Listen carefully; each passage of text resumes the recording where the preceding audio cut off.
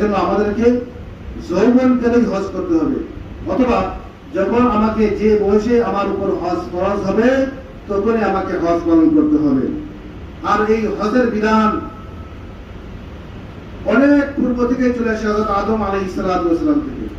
এই কাবাঘর যখন নির্মাণ করা হয়েছে, এই কাবাঘর নির্মাণের পর থেকে হজের বিধান চলে আসছে এবং কিয়ামত পর্যন্ত এই হজ চলবে। একবারে কিয়ামত পর্যন্ত হজের বিধান চলবে। এই কাবাঘরের তওয়াফ যখন থেকে কাবাঘর বাইতুল্লাহ নির্মাণ হয়েছে তখন থেকে তার তওয়াফ চলছে। এক সময়ের জন্য এক মুহূর্তের জন্য এই কাবাঘরের তওয়াফ বন্ধ থাকে।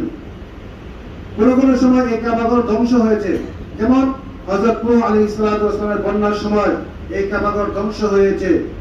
তখন হযরত ইব্রাহিম আলাইহিস সালামের মাধ্যমে হযরত ইব্রাহিম আলাইহিস সালামকে দেখানো হলো কাবাঘরের নকশা, যে এই জায়গাটা হলো কাবাঘর। তখন হযরত ইব্রাহিম আলাইহিস সালাম আবার কাবাঘর নির্মাণ করলেন। অথবা যখন ইব্রাহিম আলাইহিস সালাম কাবাঘর নির্মাণ করলেন তখন আল্লাহ রাব্বুল আলামিন হযরত ইব্রাহিম আলাইহিস সালামকে নির্দেশ দিলেন, তুমি দুনিয়ার মানুষকে ডাকো তারা যেন হজ করে। তখন হযরত ইব্রাহিম আলাইহিস সালাম বললেন যে আমি এক জায়গার মধ্যে রয়েছি, আমার পাশে নাই কোনো মানুষ, আমি কিভাবে মানুষকে ডাকবো? ইব্রাহিম আলাইহিস সালাম কি বলা হলো, ওয়াহাদিন ফিন্নাস বিল হজ্জি ইয়াতুকা রিজালান ওয়া আলা কুল্লি যামিরি ইয়াতিনা মিন কুল্লি ফাজ্জিন আমির। হযরত ইব্রাহিম আলাইহিস সালামকে বলা হলো আপনি হজের জন্য লোকদেরকে ডাকেন।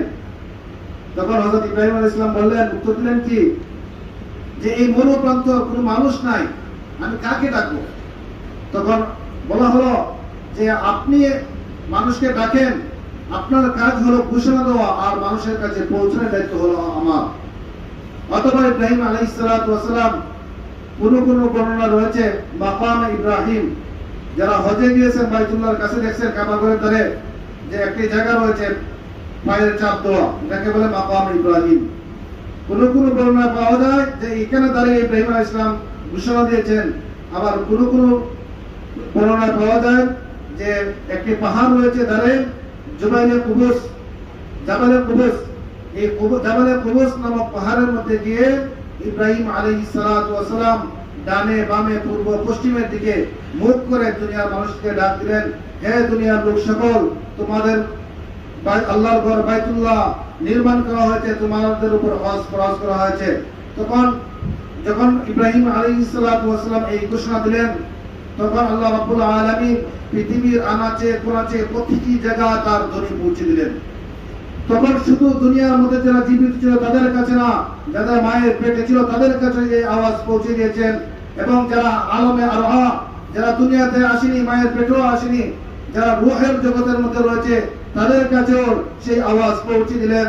তখন থেকে যারা লাব্বাইক বলে সাড়া দিয়েছিল, তখন যারা লাব্বাইক বলে ইব্রাহিম আলাইহিস সালামের ডাকে সাড়া দিয়েছিল, তারা এখনো পর্যন্ত হজ করে।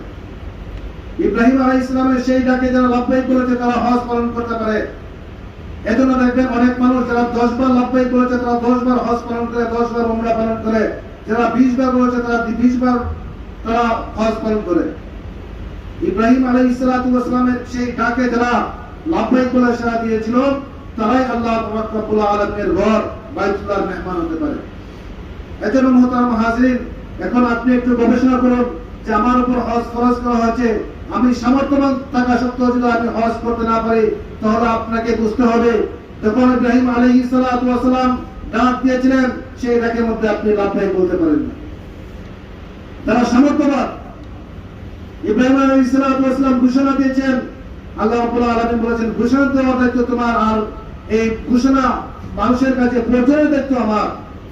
তাহলে যারা লাব্বাইক বলে সাড়া দিয়েছে তারাই হজ করবে, আর যারা লাব্বাইক বলে সাড়া দিতে পারেনি তারা হজ পালন করতে পারবে না। এজন্য মুহতারাম হাজিরিন, আমি একটু গবেষণা করে দেখি, আপনাকে যদি আল্লাহ রাব্বুল আলামিন সম্পদ দিয়ে থাকেন তাহলে আমরা কি ইব্রাহিম আলাইহিস সালামের ডাকে লাব্বাইক বলে সাড়া দিতে পারিছি কিনা? রাসূল কারীম সাল্লাল্লাহু আলাইহি ওয়াসাল্লাম বলেন, মান হাজ্জা লিল্লাহি ফালাম ইয়ারফাত ওয়া লাম ইয়াফসুক রাজা'a কায়াউমিন ওয়ালাদাতহু উম্মুহু। রাসূল কারীম সাল্লাল্লাহু আলাইহি ওয়াসাল্লাম বলেন, যে ব্যক্তি আল্লাহর ঘরের হজ করলো আর সে গুনাহ থেকে বিরত থাকলো, সে যেন একটা ভূমিষ্ঠ সন্তানের মতো নিষ্পাপ। একটা সন্তান যখন জন্মগ্রহণ করে তখন সে যেভাবে নিষ্পাপ, একজন মানুষ যখন আল্লাহর ঘরের হজ করে তখন সে নিষ্পাপ হয়ে যায়।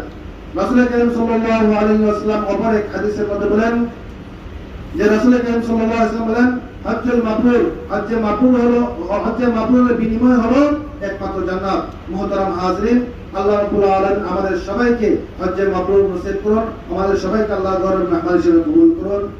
আস্তাগফিরুল্লাহ লি ওয়া লাকুম ওয়া লিসাইরিল মুসলিমিন ফাস্তাগফিরুহু ইন্নাহু হুয়াল গফুরুর রহিম।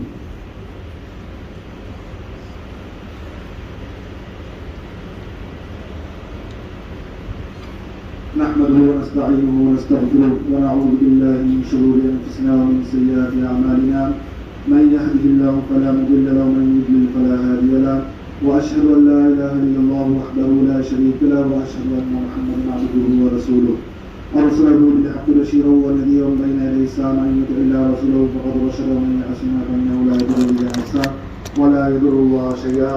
اعوذ بالله من الشيطان الرجيم. إن الله وملائكته يصلون على النبي يا أيها الذين آمنوا صلوا عليه وسلموا تسليما. اللهم صل على محمد عبدك ورسولك، وصل على المؤمنين والمؤمنات والمسلمين والمسلمات، وبارك على محمد وأزواجه وذريته. قال النبي صلى الله عليه وسلم أرحم أمتي بأمتي أبو بكر، وأشدهم في عمد الله عمر، وأصدقهم أحياء عثمان، وأفضلهم علي، وفاطمة سيدة نساء أهل الجنة، الحسن والحسين سيدا شباب أهل الجنة، وحمزة أسد الله وأسد رسوله. اللهم اغفر للعباس وولده مغفرة مغادرة وباطنة لا تغادر ذنبا.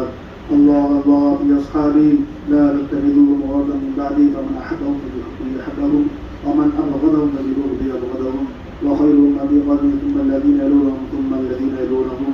وسلطان ظل الله في الأرض، من أعان سلطان الله في الأرض أعانه الله. إن الله يأمر بالعدل والإحسان وإيتاء ذي القربى وينهى عن الفحشاء والمنكر والبغي يعظكم لعلكم تذكرون. فاذكروني أذكركم واشكروا لي ولا تكفرون. وأقيموا الصلاة.